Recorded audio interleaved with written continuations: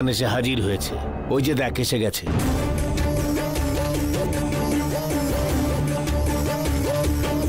আচ্ছা, আমি তোমাদেরকে একটা বিষয় জিজ্ঞাসা করছি, তোমরা কি মানুষ নাকি পশু বলো তো? এই পশুদেরও মনে একটু মায়া, দয়া, প্রেম, ভালোবাসা থাকে। তোমাদের তো মানবিকতাই নেই দেখছি। তোমাদের বাড়িতে একজন মারা গেছে, একজনের ভাগনা, একজনের ছেলে আর একজনের দাদা। তোমাদের তো চোখে মুখে একটু দুঃখ দেখতে পাচ্ছি না। আচ্ছা সত্যি বলো তো, অশোক স্যার যে মারা গেছে তাতে তোমাদের একটু কষ্ট হচ্ছে না?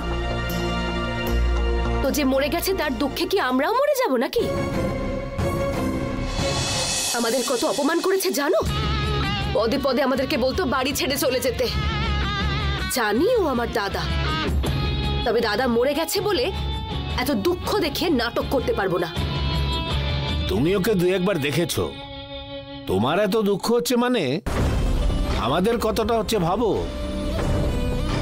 ছোটবেলা থেকে ওকে বড় করেছি, ও আমাদের কাছেই বড় হয়ে উঠেছে, আর ও মারা গেল, আমাদের কি কষ্ট হচ্ছে না? যতই শত্রু হোক না কেন, মারা গেলে তো কষ্ট হবেই। আর এমনিতেও ও আমাদের বাড়ির ছেলে, আমাদের কষ্টটা আমরাই বুঝবো। আর বাইরের লোকের সামনে কি এগুলো বলা যায়? তুমি গিয়ে তোমার কাজ করে নাও। নন্দিনী, তোমার মা শিবানী ম্যাডামকে বিধবা সাজাতে যাচ্ছিল নাকি? এসব নিয়ে তোমার তো চিন্তা করে কি লাভ? বেচারি শিবানী ম্যাডাম, তোমাদের কারোর ভালো হবে না। ছাড়ো তো, খালি মুখে বড় বড় কথা, অকর্মণ্য একটা।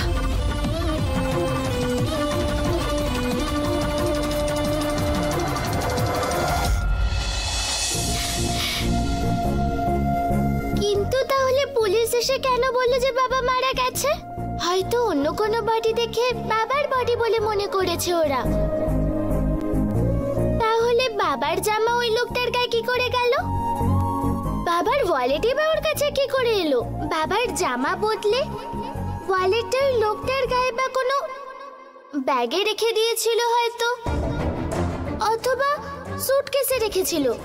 ওটাকে হয়তো চুরি করে নিয়ে এসেছিল, তাই হয়তো বাবার জিনিসগুলো ওর কাছে আছে। এরকম হয়ে থাকলে তো সত্যিই ভালো বল। আমার মতে সেরকম কিছুই হয়নি। বাবা তো মারা যায়নি, মারা গেলে আমি আগে জানতে পারতাম। ঠিক আছে, বাবা যদি এসে তোকে কিছু বলে তাহলে কিন্তু তুই আমাকে বলবি। তুই এইভাবে বলিস না রে দুর্গা, বাবার কিচ্ছু হয়নি। তুই বরং মাকে সাহস দে। আমি কি বলবো মাকে গিয়ে? দরকার নেই দিদি, আমি মাকে বলে দেব। ঠিক আছে, তাহলে এখন আমি আসছি।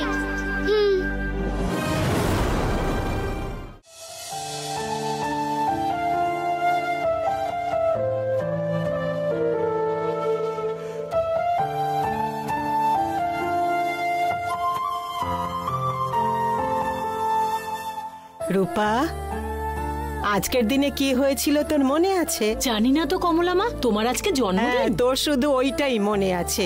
আরে বোকা, আজকে তোর দিদির বিবাহ বার্ষিকী রে। ও আজকের দিনে দিদি প্রত্যেক বছর খুব সুন্দর করে সাজে, তারপরে মিষ্টি বানিয়ে সবাইকে মিষ্টি খাওয়ায়, আমার কাছে আশীর্বাদ নেয়। কত ভালো ছিল রে পুরনো দিনগুলো, মনে আছে কি তোর? হ্যাঁ কমলা মা, দাদাবাবু মারা যায়নি সেই কথাটাই দিদি বিশ্বাস করুক। বাড়ির সবাই যেন মনমরা হয়ে আছে, কারোর মুখে হাসি নেই, আনন্দ নেই। এই বাড়িতে যেন কেউ ভালো নেই, কারোর মুখে একটুও হাসি নেই,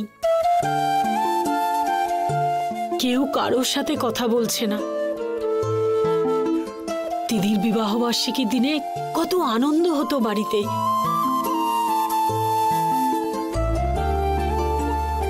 বেচারি আজকে পরবে বলে শাড়িটা কিনেছিল। শাড়িটা শুধু শুধু কিনলো কমলা মা। ছেড়ে দে, কমলা মা,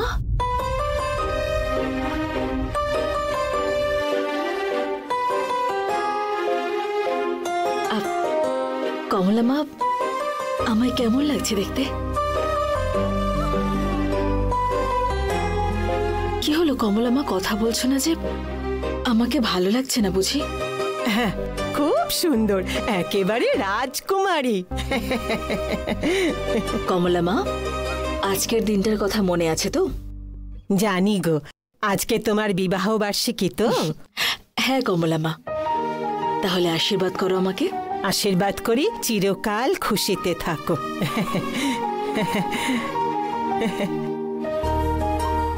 আমি তোমার কথা মেনে চলার খুব চেষ্টা করি কমলা মা, এরপরেও সেটা করব। কমলা মা, আমার একটা ইচ্ছে আছে, বলবো? কি গো দিদি? সেই দিন আমি দাদার সামনে বিয়ের কনের মতো সেজে এসে দাঁড়িয়েছিলাম, মনে আছে? হ্যাঁ, মনে আছে।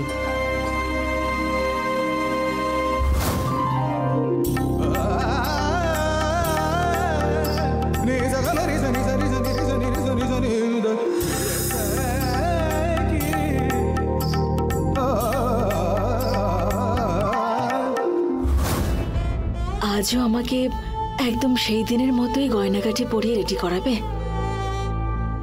কেন জানি আজ খুব ইচ্ছে করছে কমলা মা। নিশ্চয়ই সাজাবো। দিদি, সত্যি বলছো তো? হ্যাঁ কমলা মা, কেন বিশ্বাস হচ্ছে না আমার কথা? আমার ইচ্ছে পূরণ করবে না? আমি সেটা বলেছি? একদম না, সাজিয়ে দেব। সাজাবেই তো, সাজাবে।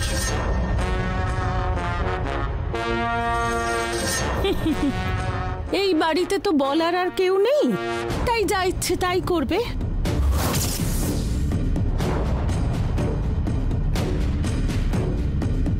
কমলা, অশোকের ফটোর সামনে প্রদীপ জ্বালানোর জন্য আমি এসেছি, আর এখানে এসে দেখছি তো অন্য ঘটনাই ঘটছে। কি ব্যাপার শিবানী, তুমি নিজেকে কি মনে করো বলো তো? বর মারা গেছে দুদিনও হয়নি, তুমি এখনো সেই আগের মতো করে সাজগোজ করছো? বড়রা যে শাস্ত্র মেনে নিয়মগুলো বানিয়েছে সেটা মানো তো তুমি?